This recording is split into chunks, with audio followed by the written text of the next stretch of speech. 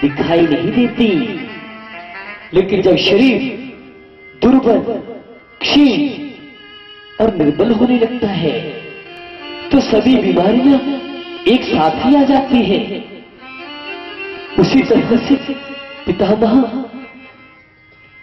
आपने इस जन्म में जब दुर्योधन का अन्न खाया, जब आपने अधर्म का साथ दिया, उसी समय से आपके सभी पाप कर्म एक साथ आ गए हैं, आपके पास अपना हिसाब मांग रहे हैं। तब भीष्म पितामह कहने लगते हैं, कैसे बचने का कोई उपाय नहीं, क्योंकि मैंने जब पाप किया था तब तो मुझे कान्हा बोध भी नहीं था, मुझे ज्ञान भी नहीं था कि मैं पाप कर रहा हूं। मैं तो सिर्फ ये सोच रहा था कि मैं तो अपने जीवन में सुख प्राप्त करने का प्रयास कर रहा हूं। तब श्री कृष्ण बड़े प्यार से कहते हैं, पितामह, कष्टों से बचने के दो ही तरीके हैं। पहला तो ये कि जो पाप कर्म आपने किए हैं उनके कष्ट को, उनकी सजा को खुशी खुशी से बर्दाश्त कर लो, क्योंकि रोने से कष्ट और अधिक बढ़ जाता है। और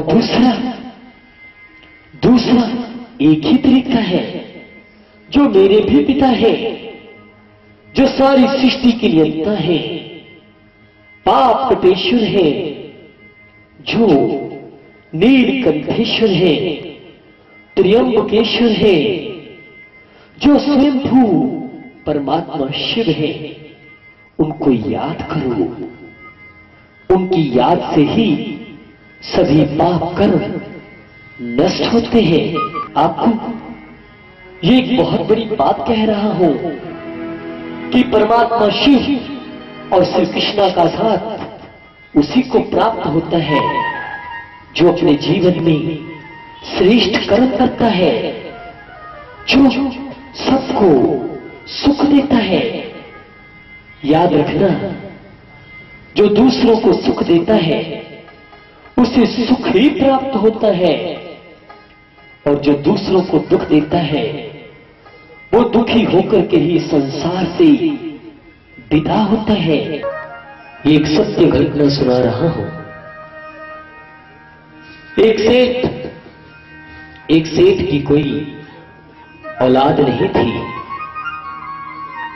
लेकिन उसका कारोबार बहुत बड़ा था। वो सेठ दिन रात इसी चिंता में रहता था कि मेरा वारिस कोई नहीं है। उस सेठ ने एक नौकर को अपने घर में सेवा के लिए रखा, और वो नौकर सेवक की तरह नहीं, एक पुत्र की तरह, एक बेटे की तरह ही उस सेठ की सेवा करने लगा। जिस दिन से सेठ ने उस नौकर को अपने घर में रखा, उसी दिन से उसका कारोबार बहुत अधिक बढ़ने लगा। एक दिन सेठ सोचने लगा कि ये नौकर मेरी कितनी सेवा करता है, क्यों ना मैं इसके लिए अपनी कमाई में एक हिस्सा निश्चित कर दूं। मेरी तो कोई संतान भी नहीं है। ये सोच करके सेठ ने अपने उस नौकर के लिए अपनी कमाई का 10वां हिस्सा निर्धारित कर दिया। सेठ का कारोबार दिन प्रतिदिन बढ़ने लगा। जहां एक महीने में 1 लाख कमाता था, वहां 10 लाख कमाने लगा। एक दिन सेठ बैठा बैठा सोचने लगा कि महीने का 700-800 रुपया ले जाने वाला नौकर अब तो महीने का 1 लाख रुपया ले जाएगा। सेठ के मन में पाप के विचार उत्पन्न हुए। सेठ ने अपने उस नौकर को डॉक्टर के पास जाकर के उसे जहर का टीका लगवा दिया। पहले उसके घर में समाचार भेजा कि आपका बच्चा बीमार है, फिर कहा वो सीरियस है, फिर कहा अब तो उसका शरीर भी इस संसार में ही रह गया है, वो आत्मा तो शरीर को छोड़ करके चली गई है। इतना बड़ा पाप कर्म जब उस सेठ ने किया तो ठीक 1 साल के बाद सेठ के घर में एक शिशु ने जन्म लिया जो बहुत सुंदर, सुशील और बहुत बुद्धिमान था। सेठ ने सोचा कि मैंने तो सुना था कि पाप कर्म का फल दुख और कष्ट की प्राप्ति होती है, लेकिन शादी के 30 साल के बाद मेरे घर में संतान उत्पन्न हुई है। ये सोचने लगा, उस बच्चे के लिए सेठ ने महल जैसा घर बनाया, उसके लिए असीमित धन खर्च किया। वो बच्चा बड़ा हुआ और एक बहुत सुंदर बहू को घर लेकर के आया। ध्यान से सुनना मेरे भाई, शादी के अगले दिन ही वो बीमार हो गया। अब सेठ उसका इलाज करता जा रहा है और वो बच्चा और अधिक बीमार होता जा रहा है।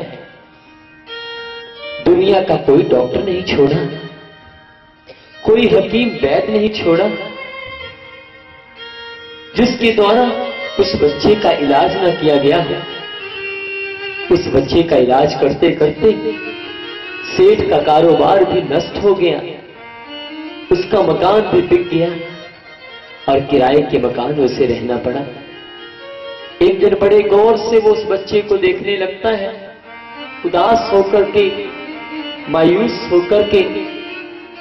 तो बच्चा सेठ को देख करके खिलखिला करके हंसने लगता है, कहने लगता है, सेठ जी मुझे पहचाना? तो कहने लगा सेठ कि तुम तो मेरे बच्चे हो, तुम मेरी इकलौती संतान हो जो मुझे प्राणों से भी प्रिय है। तब वो बच्चा कहने लगता है, नहीं सेठ जी, मैं तो आपका वही नौकर हूं जिसको आपने जहर का टीका लगवा करके मरवा दिया था। तब सेठ कहने लगा, फूट फूट करके रोने लगा कि मेरे तो पाप कर्मों की सजा मुझे मिल गई है बेटा, लेकिन तेरी उस पत्नी का क्या होगा, उस बहू का क्या होगा जिसको तू अभी अभी अभी ब्याह करके लाया है। तब वो बच्चा मुस्कुरा करके कहने लगता है कि सेठ जी, उसको भी उसके कर्मों की सजा मिल रही है, क्योंकि वो मेरी पत्नी नहीं, वो तो वही डॉक्टर है जिसने मुझे जहर का टीका लगाया था। इसलिए ये कर्म, अकर्म, पाप कर्म और सुकर्म का ज्ञान प्राप्त करना ही श्रीमद् भागवत गीता का श्रवण करना है। माता यशोदा क्या देखती है कि कान्हा का तो सारे का सारा चेहरा मिट्टी से ही भर गया है, वो चेहरा पहचानने में भी नहीं आ रहा है। तब मैया यशोदा चिंतित होने लगती है कि कहीं कान्हा ने मिट्टी खा ना ली हो। तब उसी पल कान्हा कहने लगते हैं, मैया आप मुझे इतना हैरानी से क्यों देख रही हो? तब मैया यशोदा कहती है, कान्हा तुम्हें पता है तुमने अपने चेहरे की क्या हालत बना ली है, और तुमने तो बहुत सारी माटी खा भी ली है।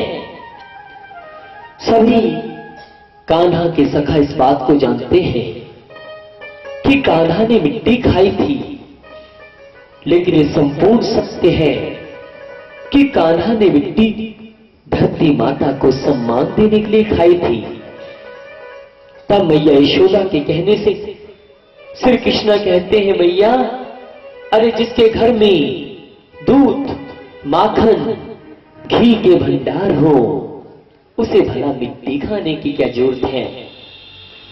लेकिन मैया जानती है कि कान्हा झूठ बोल रहा है।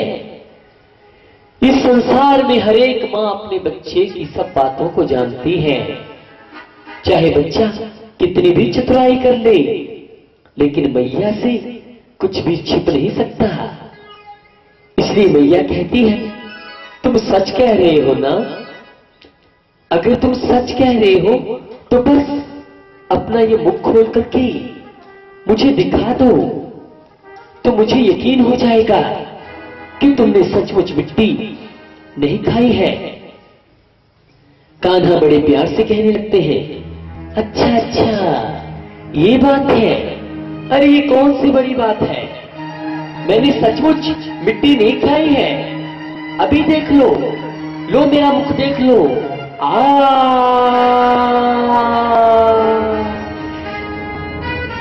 श्री कृष्ण अपने मुख को खोलते हैं तो उस मुख के अंदर समूचा ब्रह्मांड ही दिखाई देता है। धरती, आसमान, तूफान, बरसात, सागर, नदियां, जंगल, पेड़, सब उसी मुख के अंदर नजर आते हैं। मैया यशोदा डर जाती है, सोचने लगती है ये सब गोकुल वालों की मेहरबानी है। सभी गोकुल वासियों ने मेरे कान्हा को नजर लगा दी है। अरे सभी मेरे कान्हा को भगवान भगवान ही कहते रहते हैं। ये भागवत कथा का बहुत गहरा प्रसंग है। मैया कहने लगती है, जल्दी से बंद कर लो अपने मुख को, मैंने देख लिया उसमें कोई मिट्टी नहीं है। हे महानात्माओं, ये भागवत कथा का सार है। क्या कन्हैया अपने मुख में ब्रह्मांड को दिखा करके क्या अपनी मैया यशोदा को डराना चाहते थे? क्या डराना चाहते थे? हाँ, नहीं। तो उन्होंने अपनी माता को अपने मुख में ब्रह्मांड क्यों दिखाया? क्योंकि वो सारे संसार को, सारी सृष्टि को, सभी मनुष्यों को परमात्मा शिव का ये सर्वोच्च ज्ञान और संदेश दे रहे थे कि हे मानव, जो परमात्मा शिव को जान लेता है वो तो सारे ब्रह्मांड को ही जान लेता है। अर्थात जो बीज को ही जान लेता है, बीज को ही पा लेता है, सारा वृक्ष उसका ही हो जाता है। अपने मुख में ब्रह्मांड दिखा करके श्री कृष्ण माता यशोदा ही नहीं, सारे संसार को एक सर्वोच्च ज्ञान दे रहे थे कि जो मेरे पिता परमात्मा शिव है उसका तुम ध्यान करोगे तो तुम मुझे सहज ही प्राप्त कर लोगे। तुम सभी शक्तियों को, सभी वरदानों को, ईश्वरीय ज्ञान को प्राप्त कर लोगे, क्योंकि ज्ञान हमेशा मुख से ही दिया जाता है। इसलिए श्री कृष्ण बता रहे थे कि परमात्मा शिव से सारे ब्रह्मांड का ज्ञान प्राप्त हो जाता है। रामचंद्र कह गए सिया से, ऐसा कलयुग आएगा, हंस चुगेगा दाना तुनका और कौवा कौवा मोती खाएगा। आज सभी लोग इस बात को सोचते हैं कि पाप कर्म करने वाले फल फूल रहे हैं, उन्नति कर रहे हैं और आराम का जीवन जी रहे हैं, लेकिन पुण्य कर्म करने वाले दब रहे हैं, पिस रहे हैं, कष्ट सहन कर रहे हैं।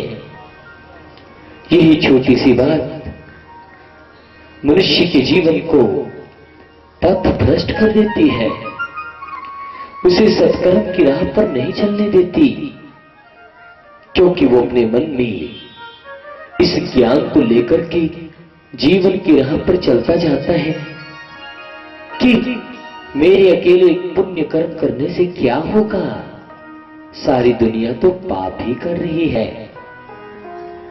आप सभी भी ये सोचते होंगे, इसलिए सत्य घटना बहुत अच्छी है। दो मित्र रास्ते पे चलते जा रहे थे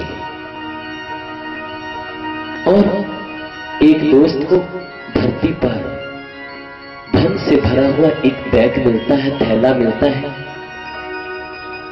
वो अपने दूसरे मित्र को कहने लगता है कि इस समय तो हम दोनों एक साथ चल रहे हैं, इसलिए ये सब कुछ जो कुछ भी हमें मिल रहा है उस पर हम दोनों का बराबर का हक है, इसलिए चलो इस धन को हम दोनों आधा आधा बांट लेते हैं। तब दूसरा मित्र कहने लगता है, नहीं, जो धन मैंने कमाया ही नहीं है उस धन को प्रयोग करने का मुझे कोई अधिकार नहीं, इसलिए मैं इस धन को नहीं ले सकता। तभी पहला दोस्त कहने लगता है, अच्छा तुम्हें नहीं चाहिए, कोई बात नहीं, मैं ही रख लेता हूं। दो कदम चलते ही ईमानदार मित्र के पांव में बहुत तीक्ष्ण कांटा चुभ जाता है और वो दुख के कारण, कष्ट के कारण चिल्लाने लगता है। उसके कष्ट को देख करके पहला दोस्त जोर जोर से हंसने लगता है, और ईमानदार बनो, और ईमानदार बनो। आज के युग में ईमानदारी का सबसे बड़ा इनाम यही है, कष्ट, यही इनाम मिलेगा।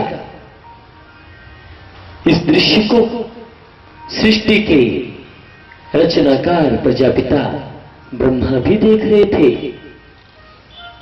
उन्होंने यही बात भोलेनाथ शिव से कही कि प्रभु, संसार में बहुत बड़ा अनर्थ हो रहा है, पाप करने वाले आनंद ले रहे हैं और ईमानदार लोगों के पांव में तो बस कांटे ही चुभ रहे हैं।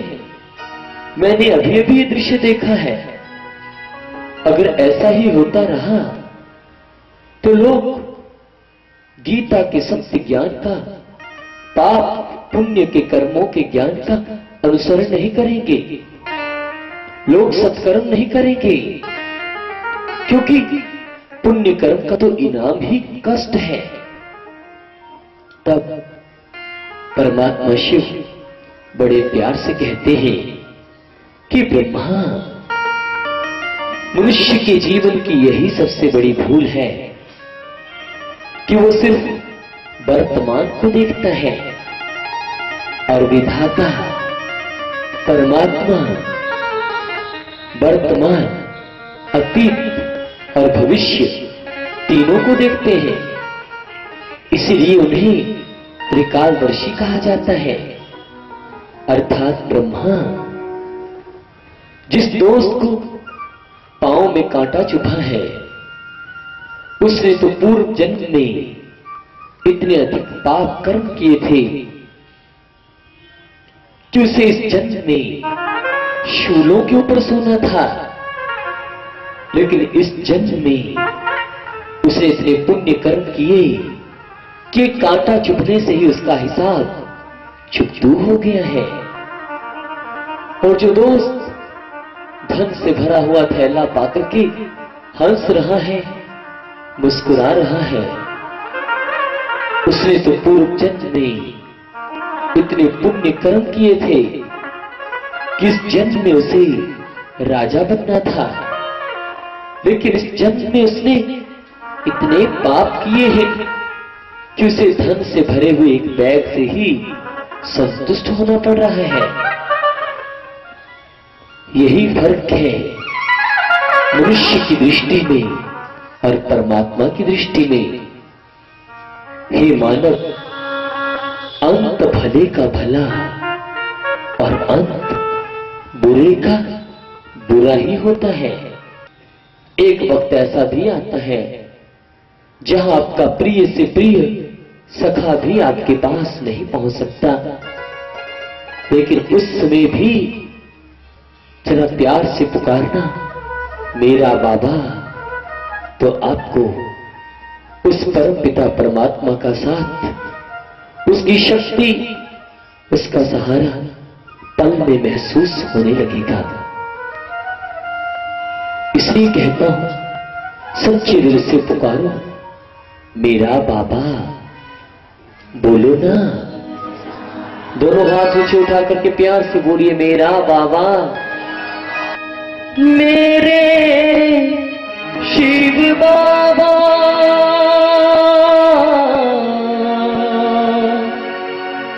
प्यारे शिव बाबा, बोलिए।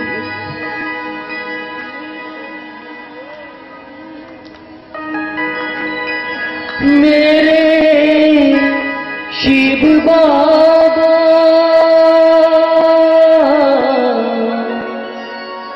प्यारे भोले बाबा। कैसे बोल रहे हैं, मुख से या दिल से? जो दिल से बोल रहे हैं जरा दोनों हाथ ऊंचे उठाइए, जरा ताली का साथ देना। कैसे?